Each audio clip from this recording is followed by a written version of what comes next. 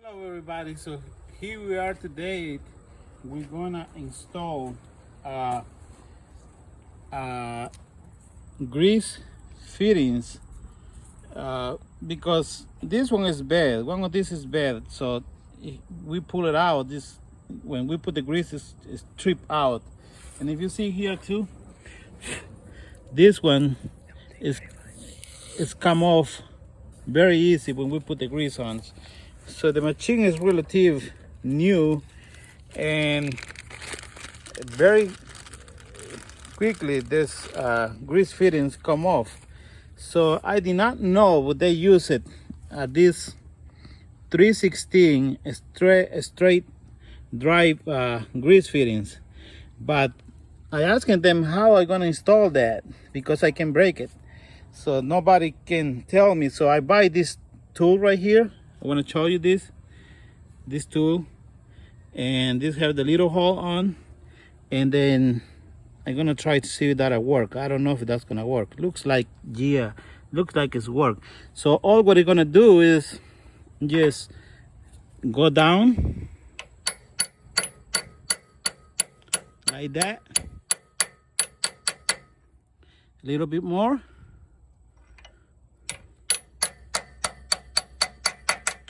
and that's it. Okay, and that's what they call a straight drive grease fittings. But what about if you have a very important equipment you don't have? I don't like this pressed fittings for grease.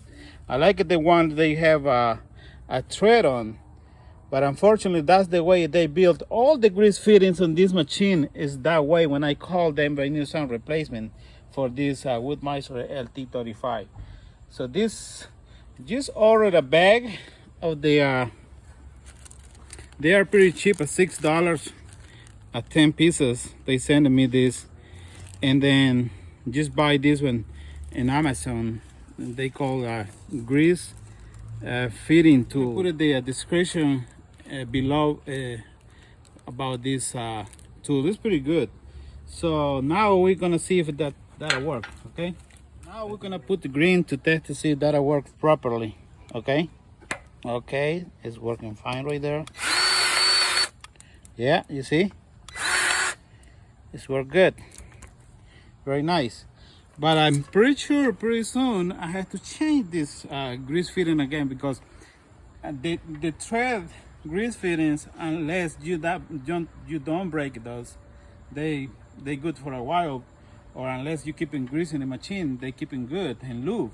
But these ones, I keep in grease and everything, but since it does kind of greasers, the grease fittings, I know I have to keep on replacing this, so that's what I had to buy that. So I'm gonna see. Now I know one of these don't work the last time.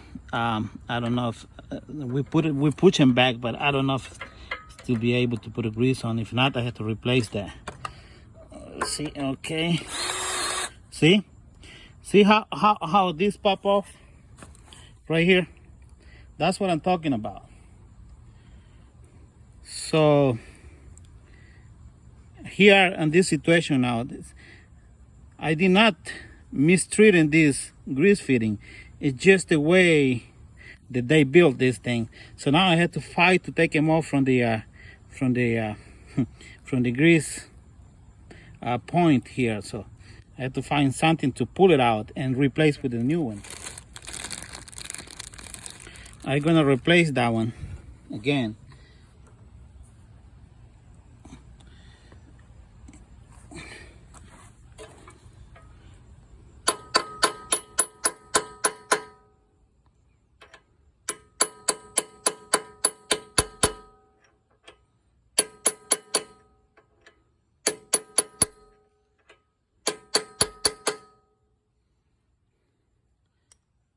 Okay, so it looks like it's going all the way through, but now I have to take this with a plier or something like that. So here we are. So you can see here when I the first thought when I see the first one is just strip out, I say, ooh, so the thread is damaged. How does happen? But when I call them, they tell me no, they just going and pushing it straight in. I say I never been see a grease fitting like that. I mean, for be honest, on my part, I never been seeing something like this.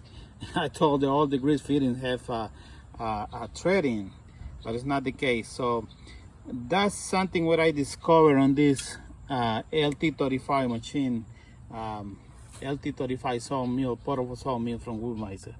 So I hope the video help you to be prepared, because if you are in the field, just imagine you working a lot and you don't have the grease fitting, you have to lift loads and you have to use it like this one, the log titer and the other parts here, and you use your expensive machine without grease.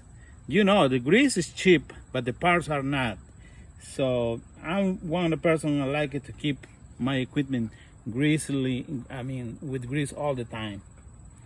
Okay, thank you for watching. I put the link below for this little tool, which I think is very important to have, because otherwise there's no other way to put this grease fitting on. Otherwise you're gonna damage this, right? Okay, thank you guys.